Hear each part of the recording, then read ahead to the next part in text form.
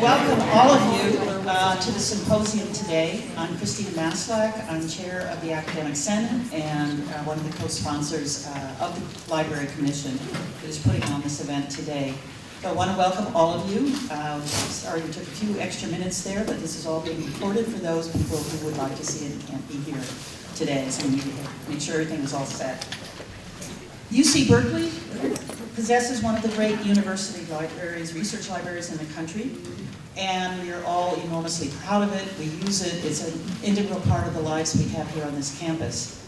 But as you all know, during the past 20 years or so, we've really been facing a lot of challenges. Some of those have to be financial ones and budgetary ones, but there's also, it's because of a lot of changes that are going on in terms of the kinds of materials we have, how we access them, use them, rural technology, different ways of publishing, many, many kinds of things that are affecting what we're doing. And so the library, the commission on the future of the library is something that is following in the prior sort of footsteps of a commission that took place on this campus in the late 90s. When we were sort of saying, what is the future of our library system? Where do we want to go? What do we need to do to keep it being one of the best in the country, if not the world? And so after all of these more recent changes and challenges, I think we all were feeling we really need to do this again. Where are we going, and how can we get a better sense of the vision of what it is that we want to have? So Executive Vice Chancellor and Provost George Breslauer and I commissioned this commission to do the work of beginning to think about these questions, both large and small, around the future of the library. And so they've been doing their work. They're having several events, one of which is the symposium today, and I want to thank all of the special guests who have come out to participate and work with us on this. There will be a town hall next month as well. So we're having a number of events. But it's really time, I think, for the campus to take a new look and a fresh look at our library system and where we want to be in the next century and beyond. And so it's really wonderful to have this opportunity to get all of you together and be able to contribute to our thinking on this. And so with that, I'll introduce George Breslauer, my co-collaborator.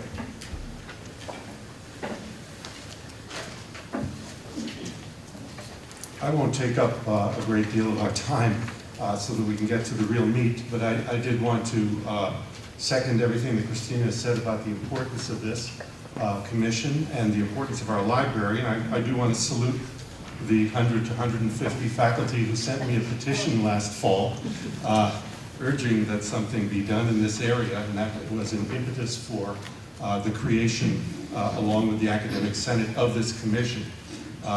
The only thing I will add today is I want to salute those who are not affiliates of UC Berkeley, who have helped us with this work or have come out today to participate in this symposium. Paul Courant, who is the university librarian at the University of Michigan, has actually served as a member of this commission, which is double duty, really. Sometimes in person, sometimes by Skype, but always conscientiously, and we really very much appreciate that, Paul. And here today, joining us for this symposium, we're extremely grateful to Robert Darnton, who is the university professor and director of the Harvard University Library, Peter Jerem, who is chief executive officer of the Public Library of Science, Peter Norvig, who is Director of Research at Google, and we're very, very honored that Kevin Starr, University Professor and Professor of History and Policy Planning and Development Director at USC, as well as the California State Librarian Emeritus. Mr. Starr, thank you so much for being here with us today. With that, I'll turn the symposium over to its organizers. Thank you.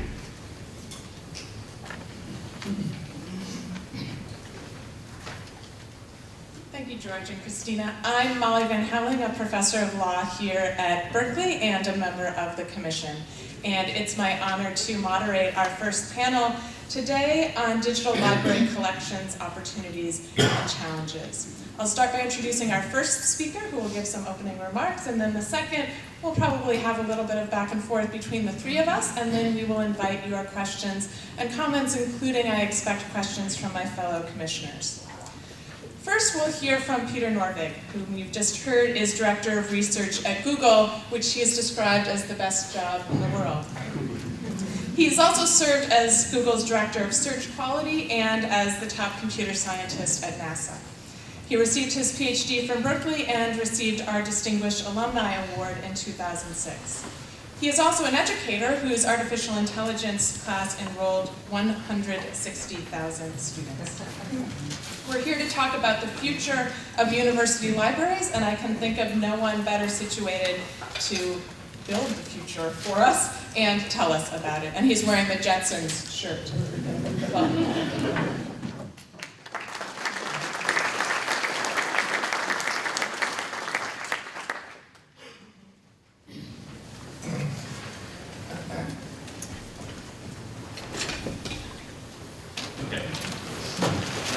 So welcome to the future. Sometimes it takes a little fiddling with to get started.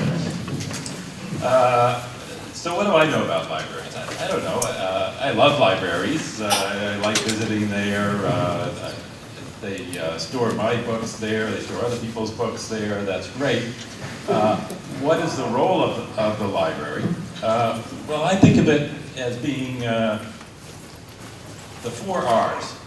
These are the traditional ones of reading, writing, researching, and arithmetic, right? So that's what your role is. Let's look at them one by one. So first, reading. And this is the traditional role of the library, is that the main thing that you read there is books, right? And you got other stuff as well, periodicals and so on. But that's all changing a little bit now. In what ways? So first is what it means to be a library. Do you need physical space in which you store objects or not? And it doesn't really matter so much how large your stacks are. It matters what you have access to, and that can be negotiated in different ways. Secondly, what is it that people are going there to read? It used to be you went and you checked out a physical book and you took that whole book with you. And people still want to do that, but they also want to do other things. They want to just get excerpts, which they could always do. But now it's easier to go across many books and pull out just a paragraph here, a sentence there, and so on. So the way we consume is different. Curation versus peer review. So part of the important part of a library was spending its money wisely, buying only the best stuff that the customers needed. And that served the dual purpose of being a good representative of the library's money and also ensuring a level of quality. We want the library to maintain that role, but we also maybe want to say, well, let's open it up a little bit. And maybe it's not just the library's judgment that we want to trust. Maybe we should trust peer review a little bit as well. Both what are other people recommending, what are they viewing, and how does that make a difference? We can easily extend to other media. So libraries have always done that, but now it's even easier to have video and other types of media as well as books. And the role of how we find information is moving from a catalog oriented towards titles and authors towards search oriented towards the actual content of the material. Libraries have always been important social spaces. It's where you went to study and you saw other people studying and you got motivation from that and so on. That continues to be true. But I think there's another aspect of the social now is that not only can we be in the same place with people and learn from being with them, but we can also get more from their experiences. So how many people have read this book before? Who's recommended what? Are there discussion forums and so on? And even if you aren't in the same physical location, you may be able to do a better job of that now. and also making it more possible to share expertise. Librarians gather expertise over time, but access to them has been limited. You go up to the desk, you ask them a question. Now it may be easier to disseminate more of that expertise. The librarians have to be proactive in figuring out how to do that. Now,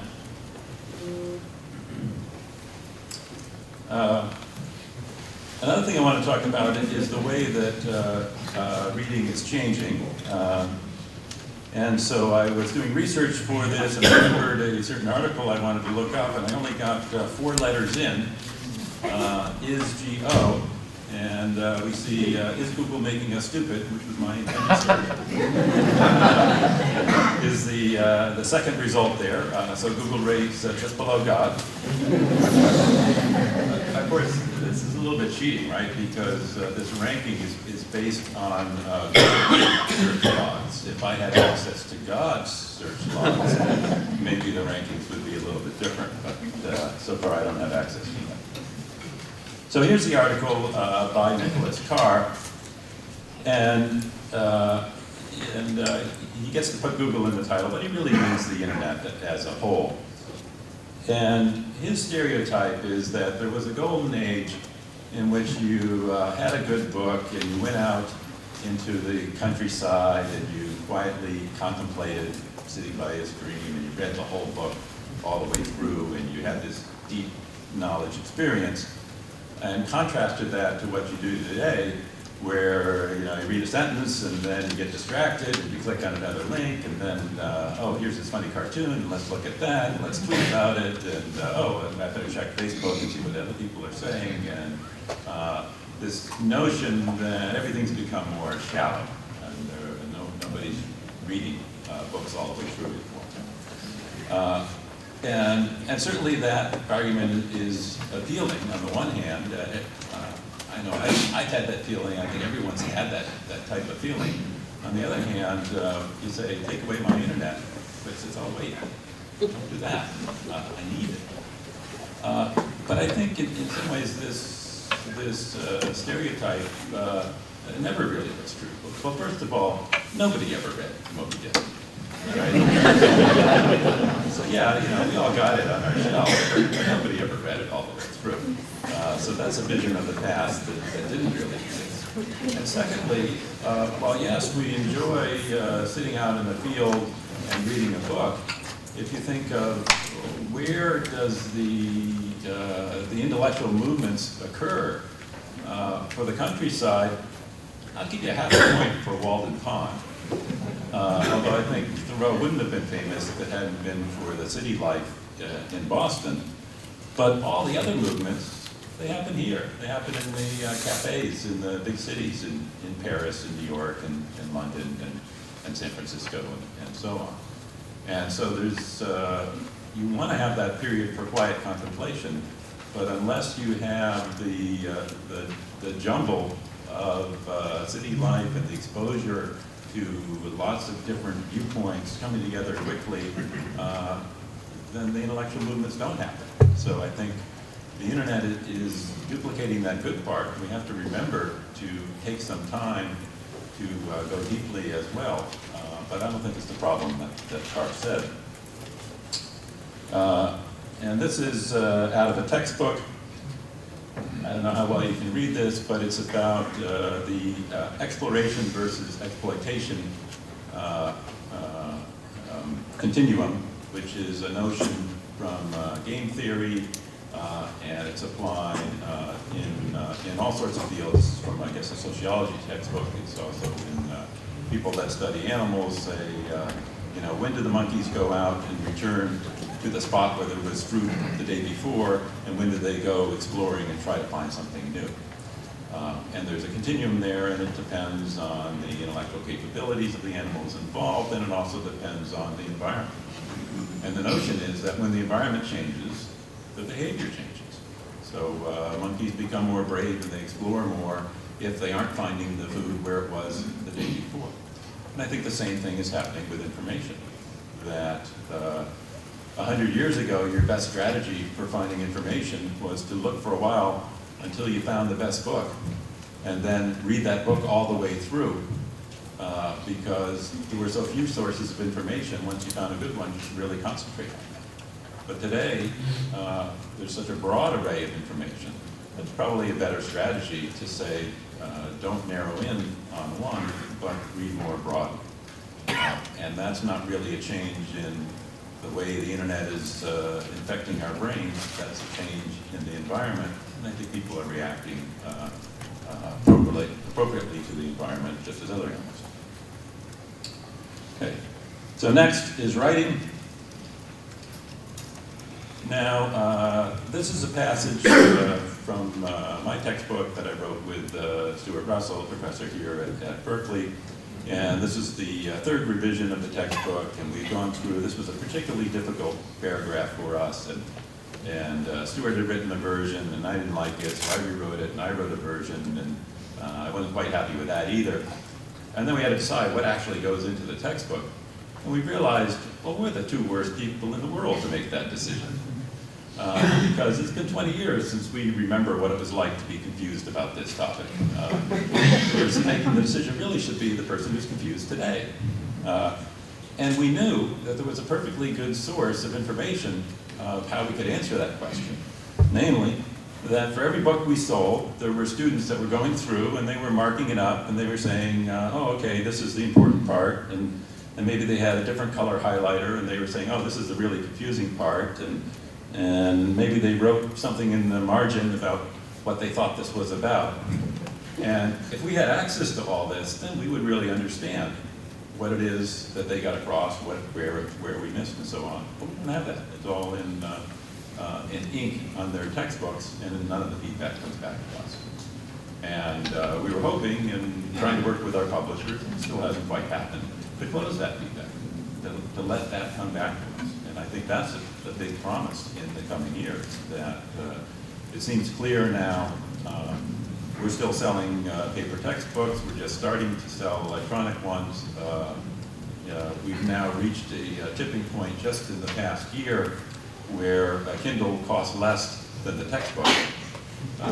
And so you don't have to worry so much about breaking it or losing it. And so I think very quickly, students on campus here will stop carrying around these heavy textbooks. They'll be carrying devices. The books will all be with them at all times. And we can start to close this feedback loop.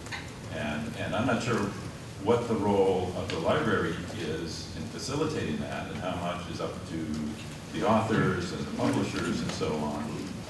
But you hold a great key in that feedback loop, in that you have the readers. And if we can understand what it is that the readers are doing, then that helps the writers, it helps the readers as well. Researching, well, you know, I think the world has changed, and this is one of our ways of accessing material. And I think it's just the way we go about looking for things is different now, in that we can zero in on specific answers more clearly to say, you know, there's multiple levels at which you research something. What's the topic? What's the area within that topic? And then what's my specific question? And now it's easier to just skip and go directly to the answer rather than having to say, okay, find me a book that's about my topic. Now look through the table of contents for the right chapter, and now read through the chapter and then answer my question. We can get there a lot faster.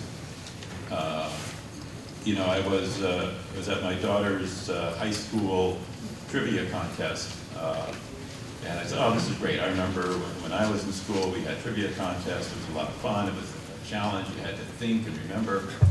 And then I found out that the trivia contest today is really an exercise in citation scholarship.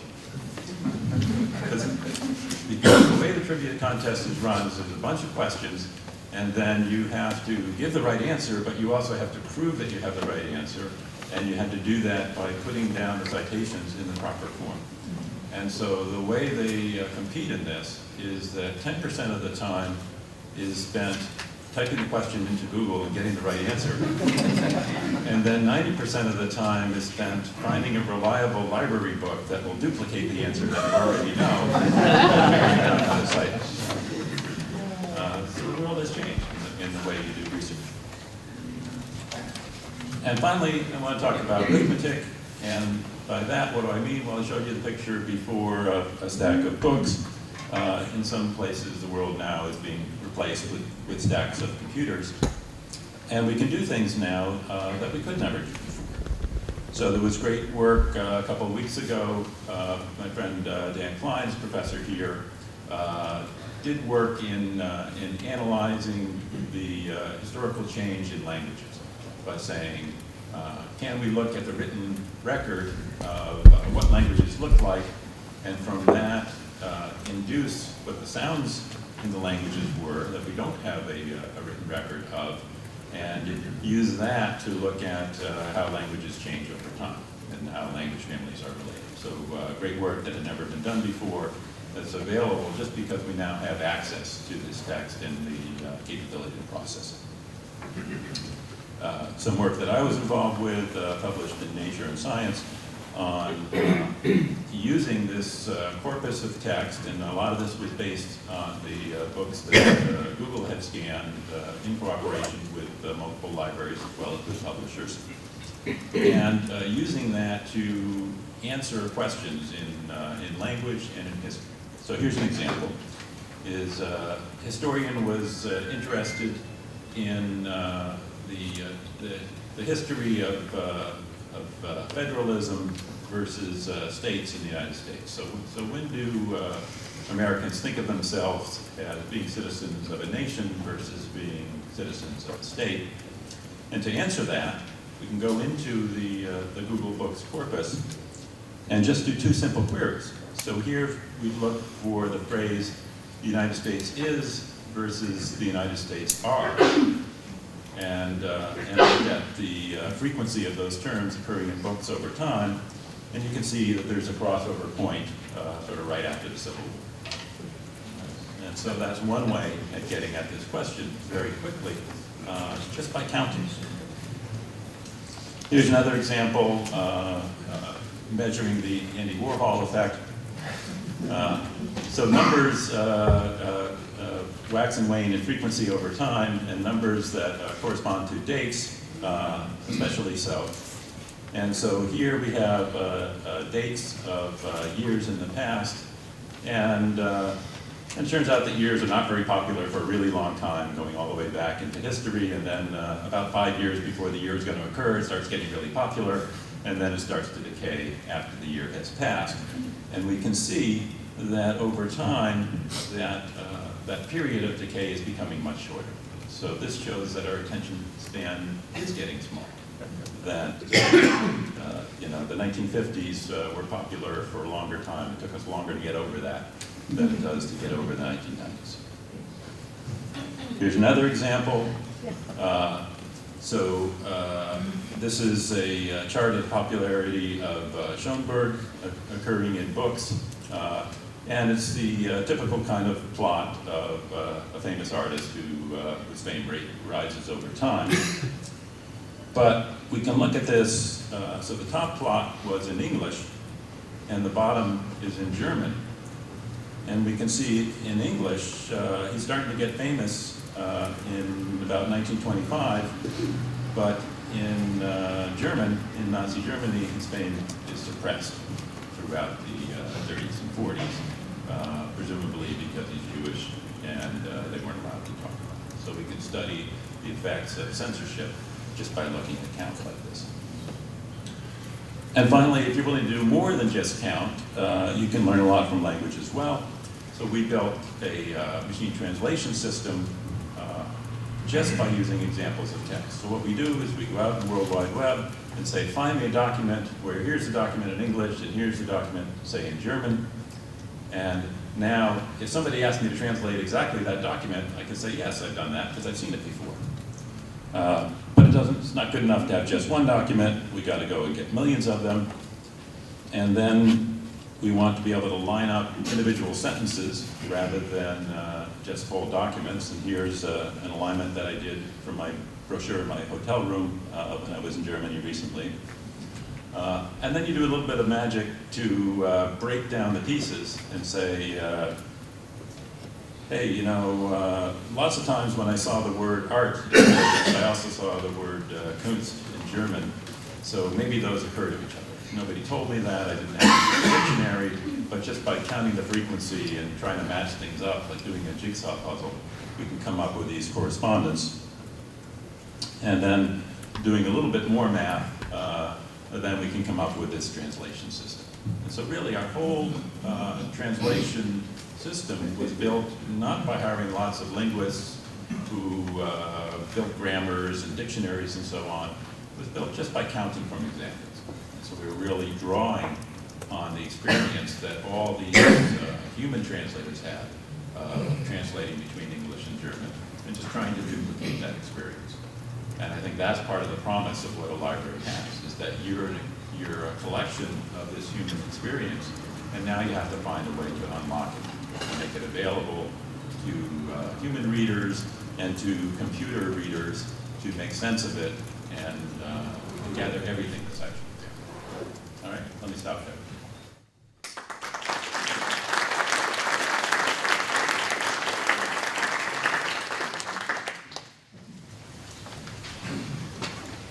Thank you, Peter. Our next speaker is Professor Pamela Samuelson, the Richard M. Sherman Distinguished Professor of Law, also professor at the School of Information here at Berkeley and co-director of the Berkeley Center for Law and Technology. She's one of the world's leading authorities on intellectual property, a MacArthur Fellowship recipient, and a fellow of the Association for Computing Machinery. That last point is important because Pam is especially well known for her ability to explain important intellectual property policy to audiences of non-lawyers, including computer scientists, librarians, academic authors. As to librarians, recently she's been heading up a digital library copyright project at Berkeley Law, and based in part on that endeavor, she has lots to tell us about obstacles and opportunities for libraries as they try to realize the digital future. Please join me in welcoming my friend, mentor, and colleague, Pam Samuelson.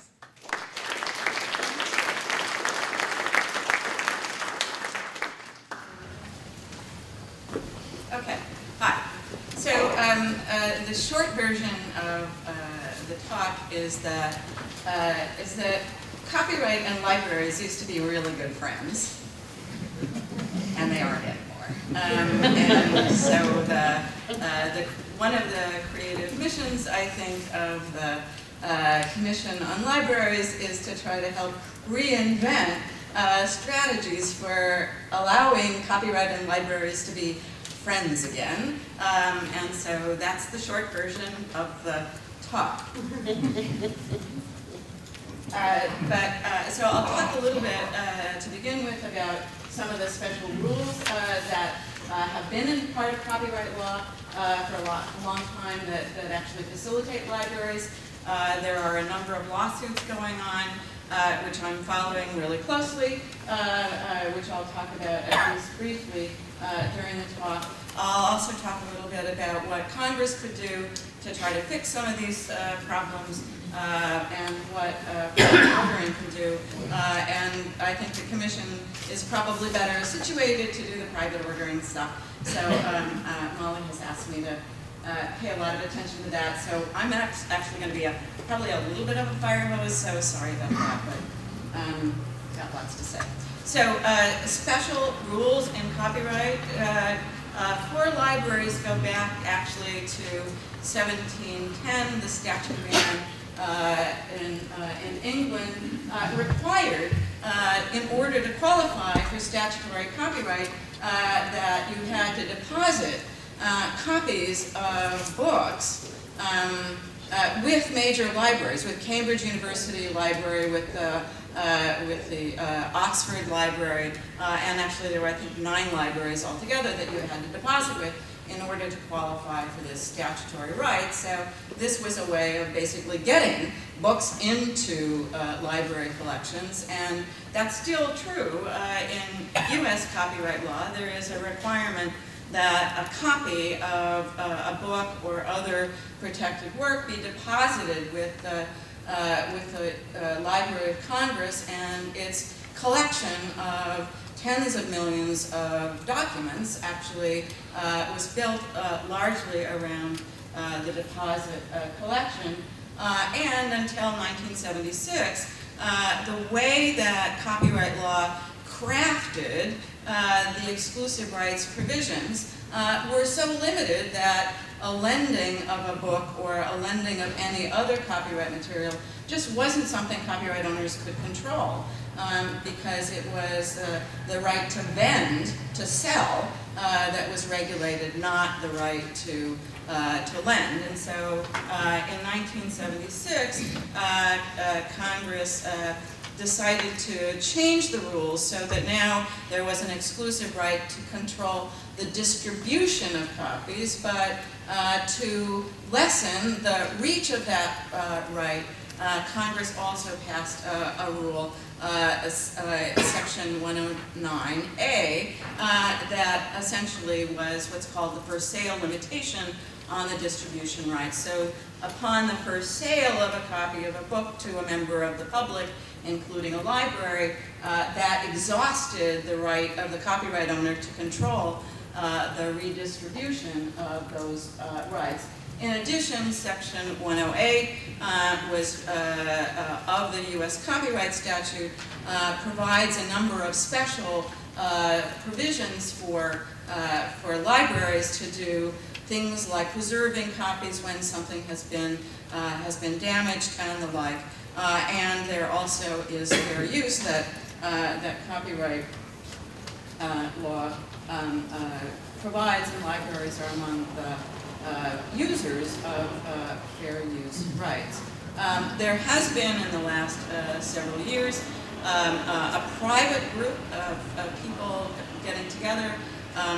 They publish a report called the 108 Study Group Report. The Copyright Office had encouraged that to be formed, and the Copyright Office is in the process of formulating some legislation that would expand to some degree the privileges that now are part of Section 108, and I've listed a few of the things that that report recommended.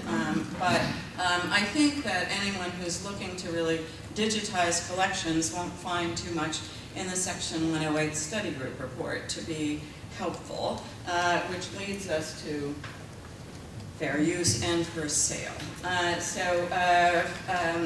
Fair uses under U.S. copyright law are not infringements. There are 4 factors that are typically considered in making a determination about whether something's a fair use or not. One is the purpose of the challenged use. A second is the nature of the copyrighted work. A third factor is the amount and substantiality of the appropriation, and then what, if any, harm is there to actual or potential markets for the work. The first sale doctrine I mentioned before, but one thing that's actually still out there hopeful for libraries is this case, I think it was decided in 1908 or thereabouts, Bobbs-Merrill versus Strauss, where Bobbs-Merrill wanted to try to control the resale of books and printed a license restriction that then the Supreme Court said it wasn't enforceable, and Strauss could sell the books for a lower price than the publisher wanted. I'm sure all of you know there is ongoing 2 important cases that will affect the ability of libraries to be able to rely on fair use for such things as digitizing collections and making certain parts of it available. The Authors Guild v. Google case was filed back in 2005. Class certification after the settlement fell apart was granted last May. Google appealed that to the Second Circuit, and that appeal is now pending. I wrote an amicus brief to the Second Circuit basically saying that the class should not have been certified because the Authors Guild does not adequately represent the interests of academic authors whose books form the most substantial part of the collection that's in part of the books. Don't get me started. Okay, so at this point, although some briefs were filed on the fair use issue at the trial court level, that proceeding has been what lawyers call stayed, so there won't be any ruling on the fair use issue in the Authors Guild v. Google case until the class certification issue is decided by the Second Circuit, so that's kind of pending before the Second Circuit. There was a second lawsuit that was brought about 1.5 years ago, the Authors Guild versus HathiTrust, which isn't just against HathiTrust, it's against the University of Michigan and the University of California and a number of other places. So we have a very deep interest in this particular case. And the HathiTrust is a kind of consortium of research libraries that when Google delivered or allowed the libraries to get the library digital copies of books from their collection, which is part of the quid pro quo for making the books available to be scanned, HathiTrust essentially is the repository for the library digital copies that were taken from the collections of these libraries.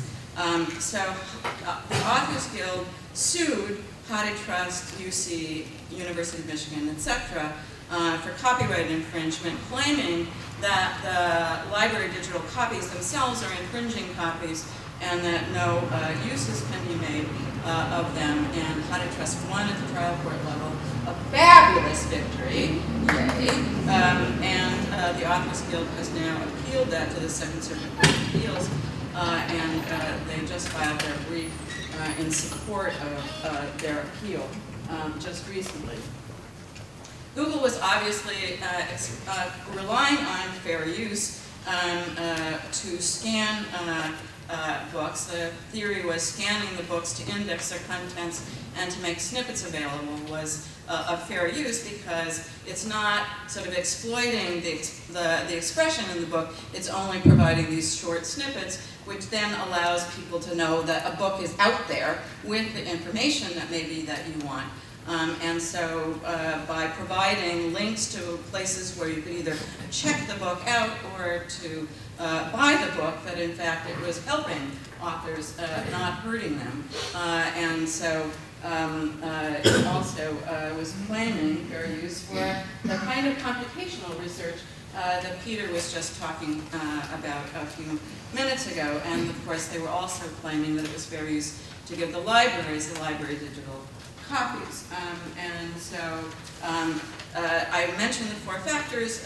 Now I'll just go briefly over what Google's view of fair use looks like, and then what the Authors Guild view looks like. So under Google's view, the scanning of these books to make snippets available and to index contents is transformative. This is a good word in copyright land. It's something that's, right, if it's transformative, that's a good thing. Because it promotes better public access to information. The nature of the work, most of the books in the corpus are scholarly and nonfiction. They're out of print, and that, in their view, favors fair use. The whole books are being copied, but you can't index their contents unless you copy the whole thing. So it's the copying is reasonable in light of the purpose, and then the argument is that there's no harm to the market because, in fact, it's facilitating greater access to knowledge and not doing things that will harm the market. And they are also making an argument that transaction costs, right? If you tried to clear the rights on a book-by-book basis for scanning a book to index their contents and make snippets available, the cost of doing that rights clearance would be prohibitive, especially since a lot of the books are what copyright law now calls orphans. Now, the Authors Guild doesn't have the same view about this. They, in fact, are arguing that it's non-transformative, that it's a kind of commercial purpose that that cuts against fair use. They're saying, oh, it's creative works of all genres, including the books of some of the members of the Authors Guild. The whole works are being copied systematically, stored permanently. Ah, terrible. And we'd be happy to license this stuff. So the fact that you scanned it without our permission means that there is harm. Now, HathiTrust, as I mentioned, won its case at the district court level, and the court in that case said that there were transformative purposes in the HathiTrust corpus. One, to preserve the works that many of the books are actually not in very good condition because they've been in the library for a long time, and so preservation of copies is a different purpose than the original, and that makes it transformative. There were also discussions of the kind of computational research like Peter was talking about, and the courts found that was fair use. And one of the things that HathiTrust does is makes the works available for print-disabled people, and that was something that the court also thought was a fair use. Didn't really discuss the nature of the works issue very much, but I think the fact that the books were mostly nonfiction still was important. The court decided that even though 10 million books are in the HathiTrust corpus at this point, that the amount was copied was reasonable in light of the purposes that were good, and it also decided that there was no quantifiable harm to the market up to now, and then just because you want to license something doesn't mean that there's any harm to an actual or potential markets. So that's the ruling that's now going up to the Second Circuit Court of Appeals. Now, I think it's probably just as evident to you as it is to me that if HathiTrust wins before the Second Circuit Court of Appeals, that's huge. And it's huge for all kinds of research library objectives, and maybe HathiTrust will allow snippets to be available at some point. And that would actually, so it will strengthen, if HathiTrust wins on appeal, that's going to actually help Google in its fair use defense, which is pending before a different judge. It would also strengthen the argument for making orphan works available, maybe even translations of older works, and it might also help support the idea that digitizing books that you own a physical copy of and then lending them out on a kind of a 2-week, after 2 weeks the thing basically isn't readable anymore. Would that be enabled? It would make it easier to make a fair use argument. You see what I'm saying? Is that it not only resolves the issue before the court, but also depending on whether or not it is like Judge Bayer's opinion. So I would like the Second Circuit to say, Judge Bayer had it right, go for it, we're done. Not expecting that, but whatever. But you have to understand that if the Authors Guild wins this lawsuit, they have the right to impound, potentially, and destroy this amazing resource. Okay, so there's a lot at stake in this case. So that's, I would say, one of the biggest and most important of the cases. Some of you may also know about the Cambridge University Press versus Becker case, which is now pending before a different court of appeal, the 11th Circuit Court of Appeals. Becker happens to be the unlucky person who got named as a defendant in a lawsuit that Cambridge University Press, Oxford University Press, and Sage Publishers brought against Georgia State officials over the Georgia State policy and guidelines for allowing faculty to upload in copyright materials as part of an electronic course reserve. Becker made a fair use defense, and in a 350-page opinion, a trial judge said that almost all of the uses that had been made of these copyright materials was actually fair use and not infringement. And Cambridge University Press has appealed that, and there have been amicus briefs filed by the Authors Guild, who has the temerity to say that, well, you know, academic authors, they won't be able to get hired, they won't be able to get a raise if that publishing ecosystem basically disappears. You go to like, what planet do you live on? That's true. So guess what? I'm going to do a brief in that case. Okay. So Becker basically says, look, it's educational stuff. We're nonprofit. Most of these works were written to promote learning, not to make money. The amount that was uploaded to these e-reserves is less than 10% of the work. Less than 10% of the work, and sometimes chapters from books. But there are limits on what you can do with this. So, for example, you can't upload chapter by chapter the textbook for the course. And so there are a number of limits, and their argument is that there's no convenient licensing system, and that's really what the judge found persuasive. Cambridge University Press basically takes issue with absolutely every part of the fair use argument in that case, and essentially is saying, look, this is just like course packs. And back in the 90s, we won a case, publishers won a case saying that course packs have to get permission, so this is the equivalent, therefore we win.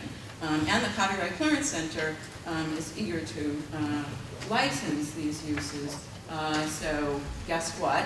A win for Becker is going to mean that broader educational uses can be made of works, and a win for the Cambridge University Press is going to be a very, very big win for the Copyright Clearance Center, which will then take the judgment in that case and go around to every other university in the world and basically say, guess what?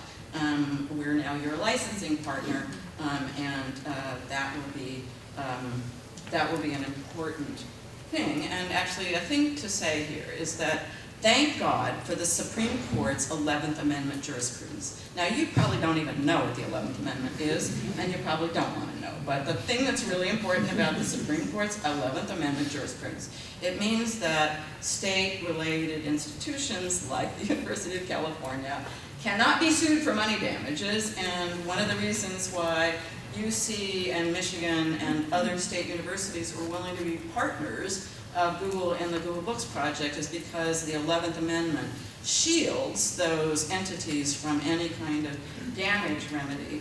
So it means that you can just take a little more risk than if you're a private university. But, of course, a win for Becker is a win for everybody in the educational sectors.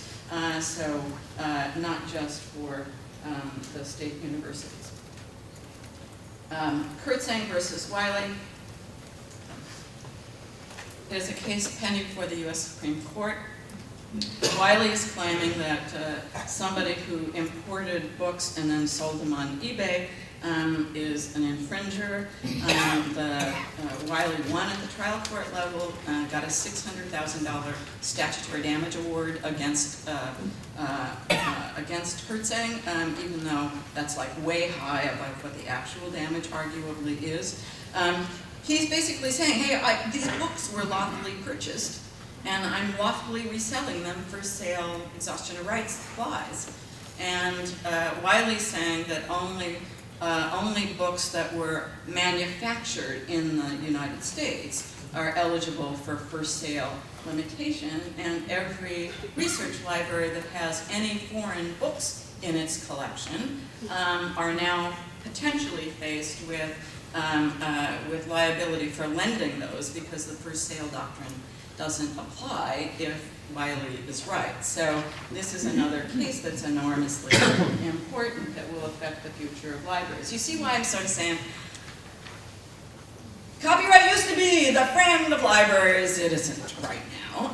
And here's another case which I'm paying attention to. Capitol Records versus Redigi. Redigi basically developed a software platform that enables resale of digital music. Capitol sued for copyright infringement, claiming that you can't resell digital music because it doesn't get covered by the first sale rule, which only limits the distribution right, not the reproduction right. And in order to transfer your copy of music from your computer to somebody else's, a copy has to be made, and that's not covered. I think you can see that this has immediate application to the lending and resale of ebooks as well as of music, and so that is also pending right now before the before a court in New York. So again, I'm going to start turning into a real fire hose here now, because I'm running over. So legislation, there are possibilities out there. The orphan works issue is being rediscussed in Congress, and there may be legislation there.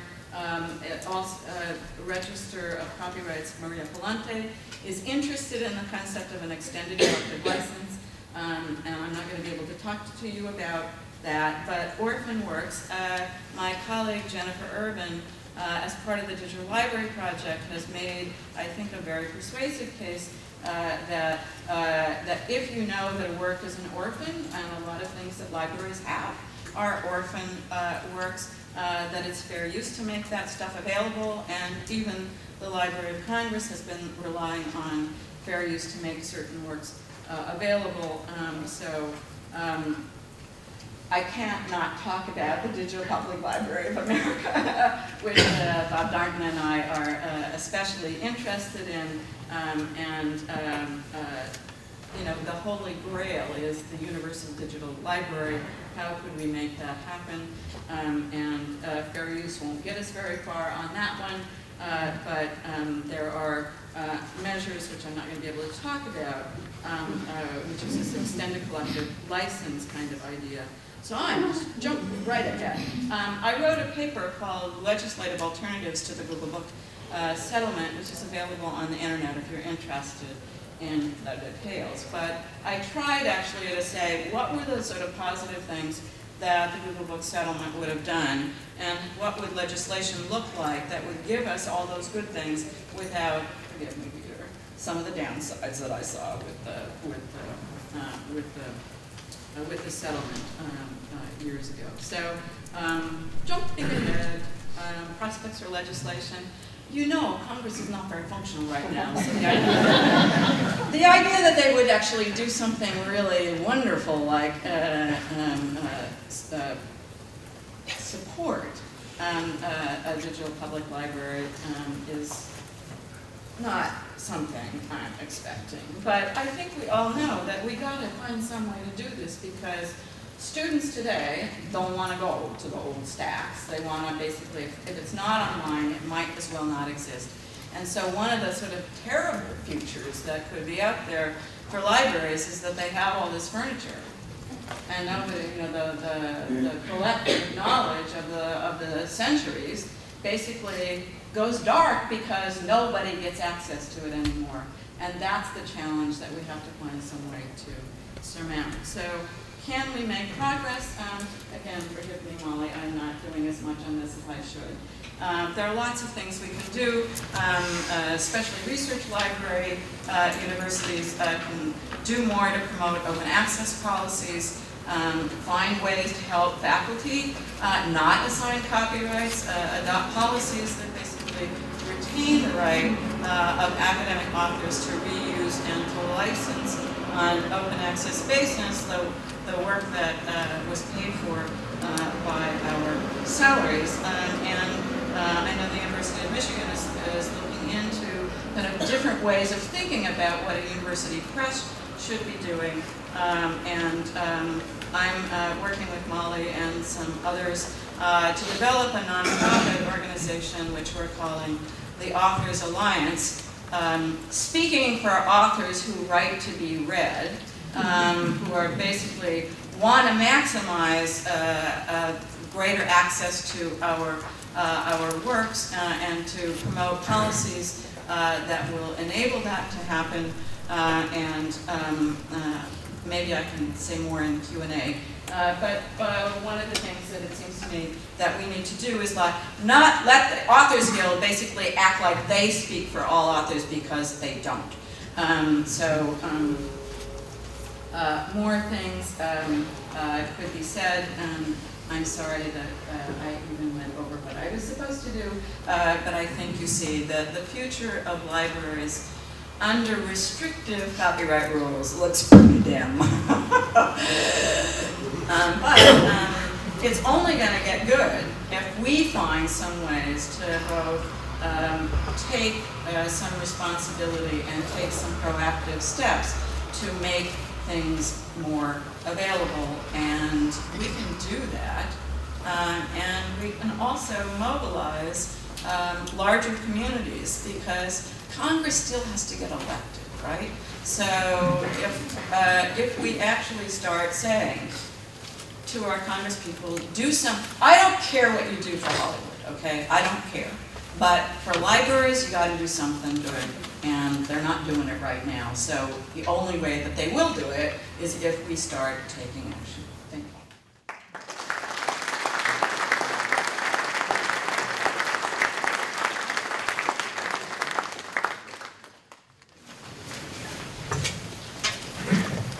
So I said that Pam was really good at explaining intellectual property to non-lawyers. I'm an intellectual property professor, and I learned a lot from that presentation, so thank you, Pam. I'm going to open up the floor for your comments and questions in just a minute, but I thought I would kick things off with one observation, perhaps, and then a couple of questions for our guests. The observation, I think, Pam, is that you've added some R's to Peter's list of reading, writing, research, and arithmetic. Now we have, I think, rallying, risk-taking, maybe rabble-rousing, taking responsibility, and taking a position of leadership in terms of trying to make the law a friend of libraries again. So I think that's very helpful for all of us to keep in mind.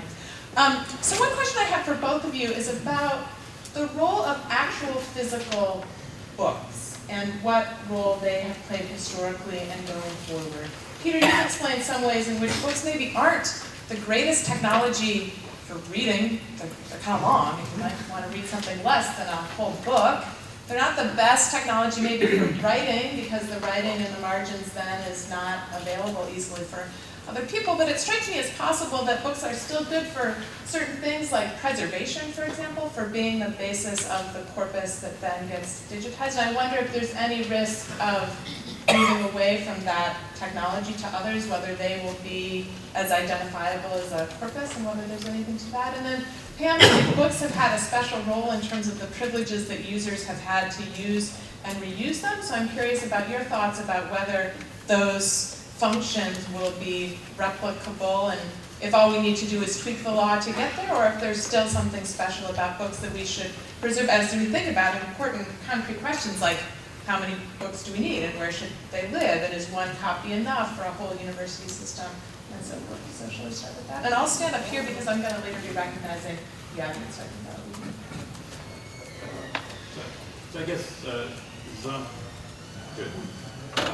Physical objects are important to us, and the authenticity of those objects are important. Right? So people will pay millions of dollars for a Picasso painting because it's the real physical object, and they wouldn't pay millions of dollars for a super accurate, high resolution digital document.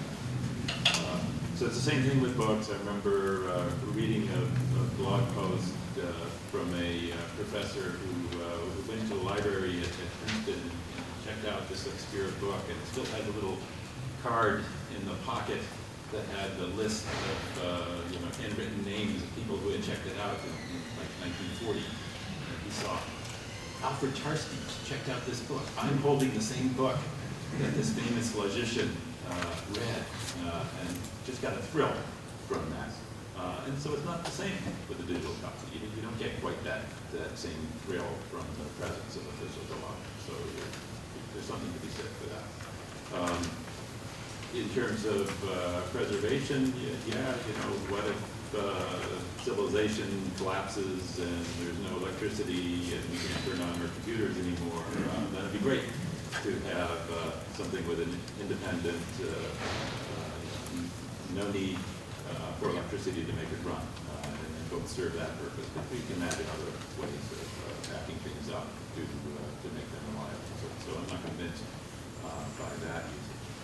I think we'll still have digital optics, but people will want both. They'll want that authenticity for the things that are treasured to them, and they'll want for these more transformative ways of consuming. So, I know people who have both digital copies and physical copies of the same thing, and they use them for different things. And this actually strikes me as exactly the right thing, because there are ways in which you can do searches with digital copies that you can't do with the physical book, and so they're just, they're ways to annotate. I think one of the developed for digital works that are different from the things that we'd be able to do in terms of annotation in books. So I think the utilities of each form are important, but I don't think copyright law right now is there to kind of recognize those things. So I would say that people who do digitize their own collections of books are making fair uses, but the Authors Guild didn't say so. And since they are acting like they are the policeman of copyright these days for books, that is worrisome, although the chance that they'll bring a lawsuit against any one individual seems to me to be pretty small. But where we actually do need to pay attention is building the argument for why do we have an exhaustion of rights doctrine in the first place, what were the functions that it performed, and then which of those functions still apply in the digital arena, and it seems to me a lot of them do. Two colleagues of mine, Aaron Korzanowski and Jason Schultz, wrote a paper called Digital Exhaustion that basically talks about the positive functions of exhaustion and why they apply. And the courts so far, touch wood, have actually been pretty good about what some of us call non-expressive uses of copyrighted works. So lawsuits that have been brought against search engines for copyright infringement, for making thumbnails, for example, of images, have failed because the courts have basically said that was fair use. There's also a case where students whose papers were digitized and made part of a plagiarism database to search for plagiarism. They brought a lawsuit saying that digitization was copyright infringement, and the courts basically said, look, they're not digitizing these papers because they're going to exploit the expression in them. They're doing it to detect whether people are plagiarizing or not, and that's a legitimate function, and so that was fair use. So I think the trick is evolving the doctrines that exist right now in a way that basically helps the courts and helps policymakers and helps all of us think about sort of what should copyright look like. Yeah, you shouldn't basically copy things and then make them available for everybody unless you have permission. But there's a lot of room, I think, for fair use. There's a lot of room for a kind of expansive concept of exhaustion, and if we don't fight for it, we're not going to get it. Pam, could you talk a little bit to follow up on that, on the relationship between copyright and contract? Because you've been talking about exceptions to copyright, but I think our expert librarians know that in lots of cases these days, they are entering into relationships that aren't so much buying a book as entering into a contract with a publisher. Are there things that we need to be on the lookout for to make sure that these same limitations that you cherish are preserved in this contractual age? So obviously copyright and contract have a long history with each other. People contract about copyright all the time, and for the most part those contracts are are valid and enforceable and should be respected. Where people get nervous is when there are efforts to restrict certain acts that otherwise would be lawful uses of copyrighted material through license terms that, for example, forbid the transfer of copies or that forbid what you might call computational uses of these works. And it seems to me that libraries really have to sort of articulate what their core values are and try to stand up for those core values in the process of negotiating with publishers. There are times when there is flexibility there if the libraries actually push back a little bit, but if they just take what the publishers want to give them, then they're probably going to end up with a lesser set of rights than they or their patrons might optimally like. There is also an ability of the courts to decide that certain kinds of license restrictions, in fact, are unenforceable as a matter of public policy, so that something that tried to, for example, completely override fair use would probably be struck down as unenforceable. But of course, courts are generally speaking pretty favorably inclined toward freedom of contract. You agree to it, therefore you should be bound by it. So I think making arguments that certain terms really shouldn't be part of these contracts is probably the better strategy than expecting that courts will basically not enforce an overreaching. I just wanted to talk about a conversation I had with my publisher for the textbook, and they have one of these license restrictions in the front matter that you've seen it before. It says you're not allowed to reproduce or store this in an information storage and retrieval system. But my book's an artificial intelligence textbook, so just a few pages later, we start talking about, well, what is an information processing system, and a computer is an example of that, and a brain is an example of that. So basically, we're telling students, if you read and remember what's in this textbook, you've violated the contract. So it's okay to buy the book, just as long as you don't remember it. My publisher didn't have an answer. Okay, I think we're ready to open it up to the audience, and I may repeat your questions a little bit for benefit of the table. And Ryan, start. I have a question for Pam. While the fire hose was going at full tilt, out came the expression ECL, Extended Collective Licensing Agreements. I gathered from you earlier that you're very skeptical about their applicability in this country, we're not Norway, etc. But have you changed your mind? And could ECLs, with perhaps the Authors Alliance, get us part of the way toward what we want to achieve? Okay. So an extended collective license is a concept that has come to fruition in some of the Nordic countries.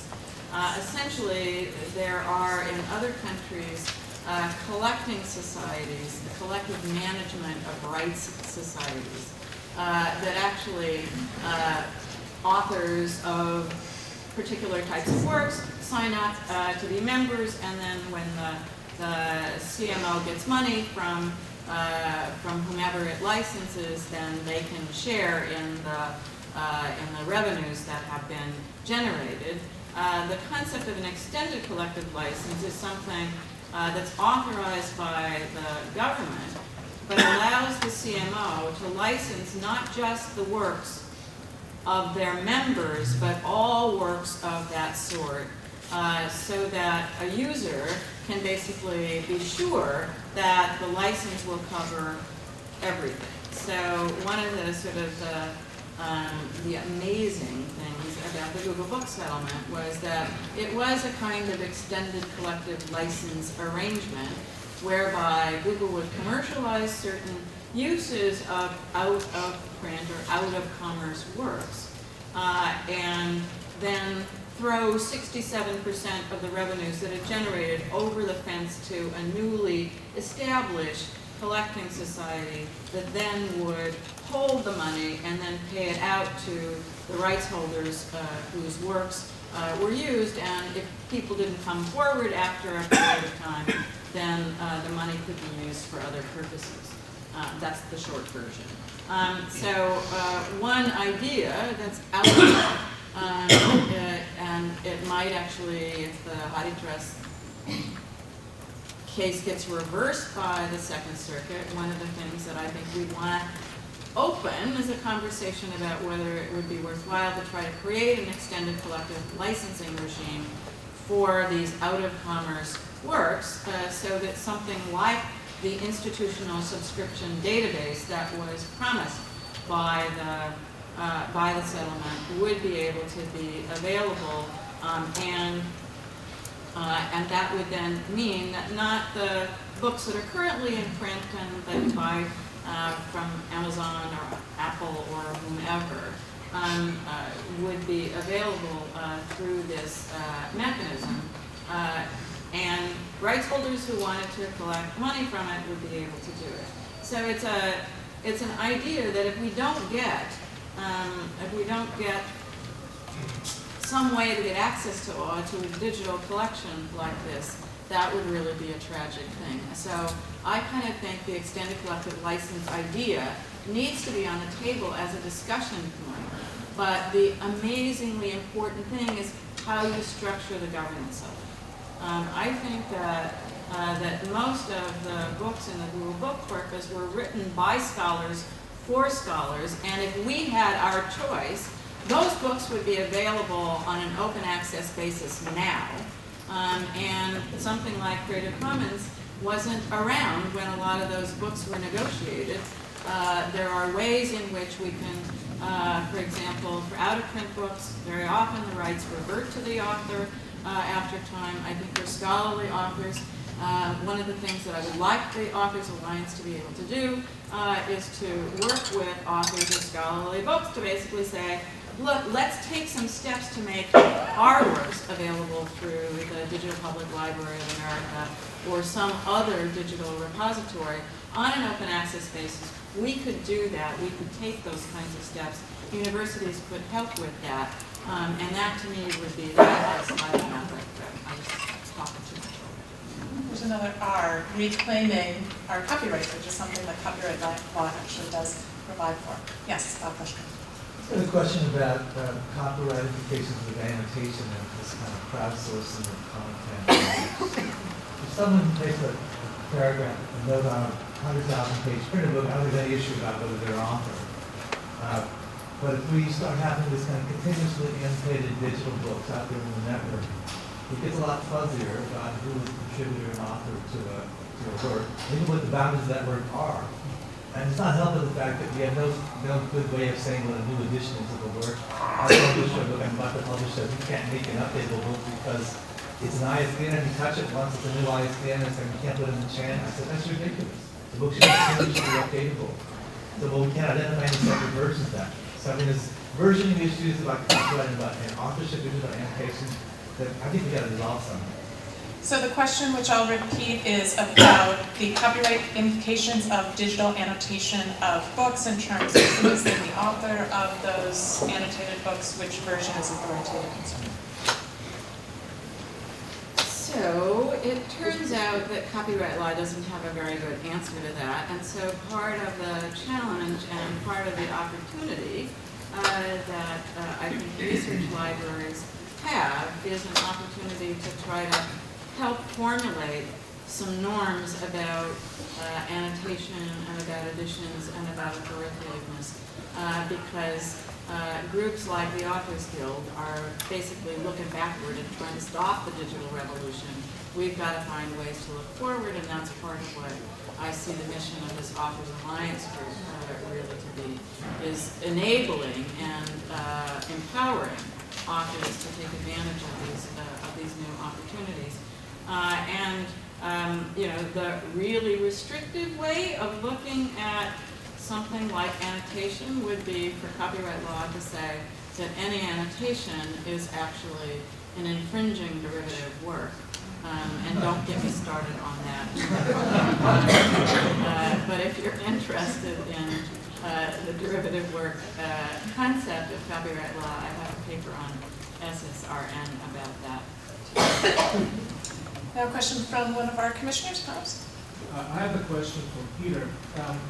Peter, I think that your construct of the 4 R's appears to me to be largely agnostic to the type of library. It seems that you could apply anywhere from the Library of Congress to a small town library or a high school library and so on. Our commission is very specifically interested in the future of the Berkeley Library and by extension the future of the top-tier research university libraries. So how would you qualify your observations specifically for this type of library?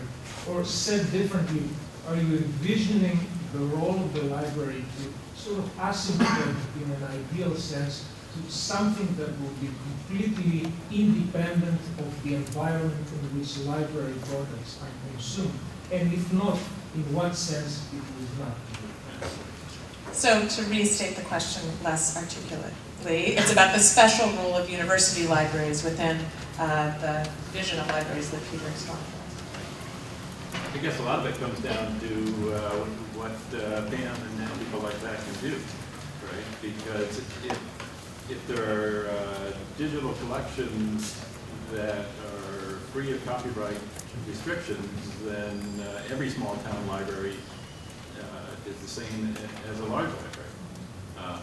So the differences are, one, going to be what's restricted and what you have access to. And then the second difference is the community that you have. So even if copyright goes away and everybody has access to everything, there's still a community at Berkeley that is coming together. And so you have that as an asset. So you have your students having their communications, their community with each other, and that's what makes a library, not the collection, not the physical building. And you have to figure out what's the right way to build on that community. So I have a follow-up question to that, and I wish I had warned you, Peter, that I was going to ask this, but I hope your answer is a good one. What do you remember from your time as a student about the Berkeley Library and what made it a special community, or please say it was special?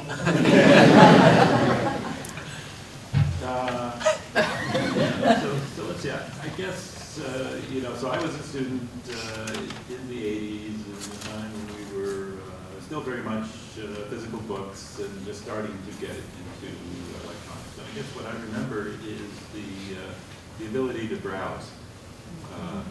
You know, I still remember QA 76. That was my call number. And I would just go in there and snacks and look around and say, oh, here's something I have here. And then, yeah, as I advanced in my career, there was less need for that. You know, I started to feel like, well, if there was something I should know about, I would be led to it by one of my colleagues or by chain of references. But at the start, when you don't have a feel for the field, a good way to do it is just look at the call numbers and adjacent books on the shelf. There's a question over here. Yes, please. Yeah, so Peter, you've been doing this example of translation where by having access to a field of expertise, you were able to sort of extractively replicate that expertise algorithmically. And to me, it seems like it's sort of limiting of the role of future translators. So I'm wondering how you see when you're talking about the expertise of librarians and you want to expand access to that. Obviously, the scalability is huge and fabulous. But how do you see that as sort of what are those expertise, and specifically, how do you see sort of mining them sustainably rather than extractively? So the question is about the role of librarians and So yeah, the sort of Google vision of, or his, in this sort of Google universe, the future of librarian expertise that's getting made algorithmic rather than human. What stays at human value, I guess. Yeah. So the value of human librarians as opposed to. Yeah, so I guess you're right, that I am in a bit of a conflict here, because what I am trying to do is say, can we make machines that can do everything that people can do? And so translation is one example of that. We know we're not as good as a human translator, but we can do more faster. We're already doing more translations per day than all of the human translators in the world. When I think of a librarian, there's still a huge contrast between what a librarian does and what Google does. Right? So you don't go up to the librarian and say 3 keywords, and then within 0.2 of a second, the librarian has a stack of 10 books and is silent. Instead, the librarian says, oh, well, tell me about your background, what year student are you, what courses have you had, what are you interested in, what's this project you're working on, where is that going, and there's a back and forth, and then the librarian can make some recommendations. So we would like to build systems that do that enable everyone to have that experience, even if they're not sitting down at the desk across from a librarian. And we would like some of that to be automated, and we would like some of that to be social, to say, we can answer automated queries very quickly, but maybe we can't always get that right. Maybe what we should be doing is connecting to the right person who can do that too. Is it an important role for librarians to teach users about Google and its limitations? Or how to understand and interpret appropriately what they get out of Google and other automated resources? I guess you guys should decide what librarians do. We certainly offer educational services for that, both going directly to our consumers saying, here's how to search better, and also going to teachers. I guess I haven't been involved so much in going to librarians, but I have been going to school teachers to say, here's some techniques, here's how you can use this in your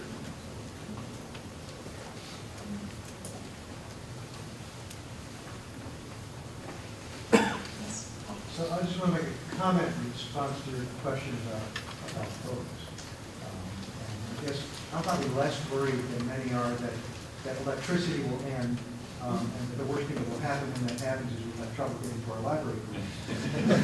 Lots of really bad things will happen. But what is the case, there's a copyright becomes our friend again version in which almost all, and a large fraction of reading is done with electronic versions, and then you want to have some clump of backup, not because it's backup actually, but because, as my colleague, the chair of art history, says to me, you never know what's going to turn out to be an artifact.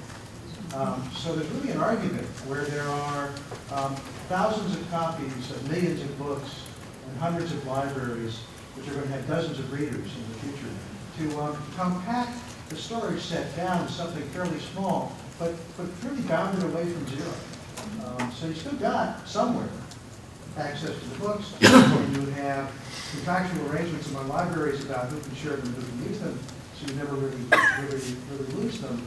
And I think that can be a much better behaved world when we live in. And in fact, even if we don't have good copyright, where there are hundreds of libraries with hundreds of copies of books that are really not used very much, you could have a sort of a bunch of regional collective repositories in which you can figure out which books belong there based on past use, and still keep some safe, but also have, if you will, a circulating collection of things that don't circulate much, still using the books because copyright law treats books way better than it treats electronics. So it's not all or nothing. In fact, ideally, it's very much both. So that was commentary from Paul Crant from the University of Michigan, our outside commissioner, about the role of preserving actual books for preservation of the artifact as a repository. Now I have to ask Paul a follow-up question. how should we think about browsing? That, what you have described is not a place for browsing. Is there some virtual place for browsing? George suggested that I stand up. I always do what provost tell me.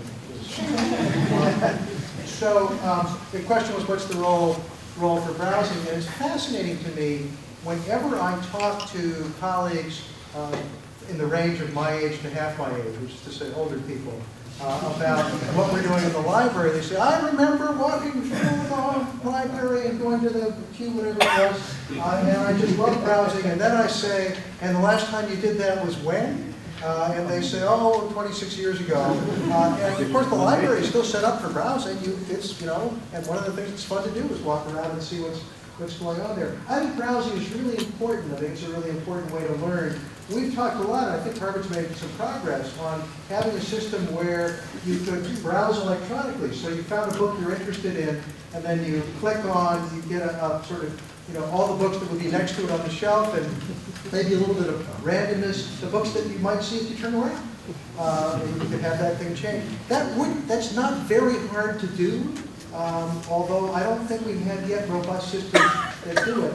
I think we should definitely have that kind of system. I have to say here, I think the thing that worries me most about browsing is that our collections at home will become unbrowsable. And there are lots of reasons that you want your children and your grandchildren and your friends who drop by to be able to browse your collection at home. That's a You mean by looking at my Kindle on my phone? Yes, right. I wanted to make a follow-up on the comments really about what's the value out of a research library in a digital landscape. And it is about expertise on the ground, but is it also about higher levels of infrastructure for accessing not just the expertise but the information? So this kind of high-end browsing, which you might not need in a local public library where kids are just checking out books or people are using them for other purposes, that is one of the places we should be investing is in what we call, you know, the meta infrastructure around digital collections, whether it's technological, like high-tech browsing, or whether it's legal settlements that might be special arrangements for research instruments as opposed to libraries with general reading. So this is both a comment and a question, I take it, for our panelists about the special role of large institutional libraries at universities and elsewhere in making investments in gadgets for browsing, in legal teams for archiving. Exactly. Is that the value added in the new environment? Sure. Well, it has resource implications, which is why you imagine. Yeah, no, I think that's right. We have to invent the future.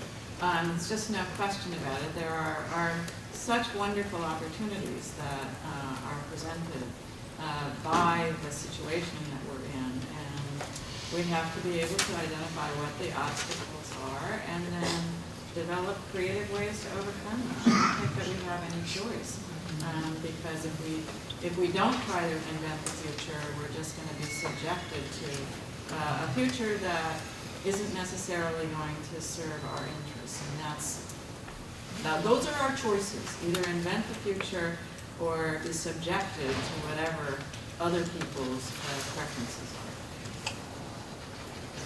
And I think, you have a great resource in your readers and what they choose to read. So if you look at the non-scholarly works, Amazon has an advantage over everybody else because if I buy some books from them, then they know what other books I'll probably like. And they do a good job of recommending that because they have so many readers. They don't do a very good job on the scholarly stuff because there aren't that many people that can afford to buy lots of $100 textbooks. But you're the ones in libraries who have that information, so make use of it and make good recommendations the way it's done. We have 5 more minutes, and I've seen 3 more questions. And I'll start with the Dean of our School of Information. I want to follow up on that comment that Pam made about inventing the future. since there's so much expertise in this room right now, what are aspects of existing libraries right now that are inventing the future? Is it at Michigan, at Harvard? I'd love to just hear some kind of who is doing really leading edge experimentation. So the question is about which libraries are at the cutting edge of building the future. Michigan and Harvard here. And there's a lot going on, as I'm sure everyone knows. I wouldn't produce a laundry list, but at the top of my list would be open access. Libraries have become activists in the way that Pam has recommended, and the tide is turning in open access. And I think, exactly as Pam said, if we don't invent the future, commercial interests will do it for us, and we've seen it happen with the publishers of journals. So it's spun out of control. Most library budgets spend more than 50% of their acquisitions budgets on journals, which are monopolistically controlled. And we've suffered so much from it that now I think the things have turned, and so libraries should lead the charge for open access. That means also mobilizing faculty so that faculty understand their copyright rights and keep them instead of sacrificing them to these publishers. And once they have done that, their consciousness is being raised to such a degree that maybe they could collaborate with libraries in inventing a new kind of publication, new ways of disseminating knowledge. It used to be there were either articles or books, but now there are many, many different ways, including databases and so-called dark matter. I think it's a most exciting moment when libraries can do this, but until now, we have been so timid, so risk-averse, so dominated by the councils of the lawyers in libraries and universities that we let ourselves get run over. So I think it is a moment for militancy.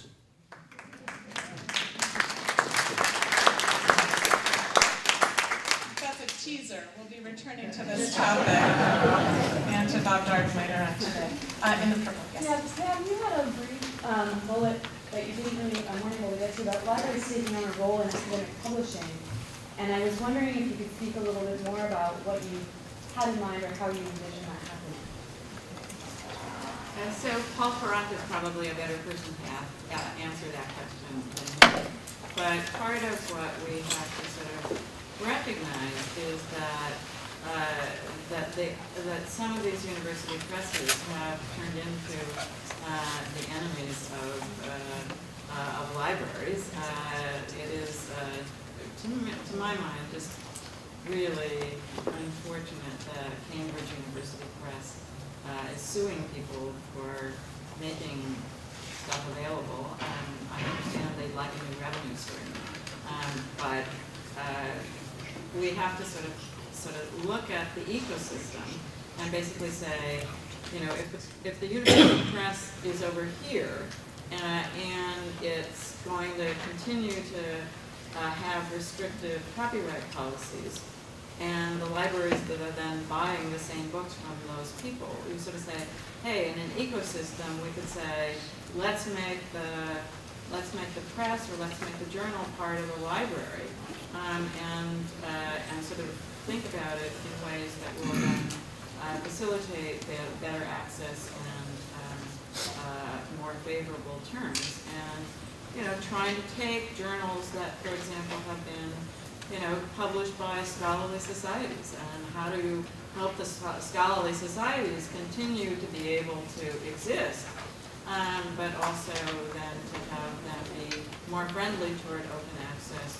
How do you get them to be sustainable? I just think the time for those conversations has come, and at least some places, and I think Michigan is one, is sort of trying to invent the future in that way. And so I think part of what we have to do is kind of recognize some of the examples that are out there, and then try to celebrate and copy the successes. I'm going to predict the future. In the future, we're going to hear more about academic publishing from Paul Courant and other speakers, and we're going to have some time, a nice generous break in which to continue our conversation with these panelists and each other. So with that, I think I will try to keep us on time by thanking our panelists, Peter and Pam.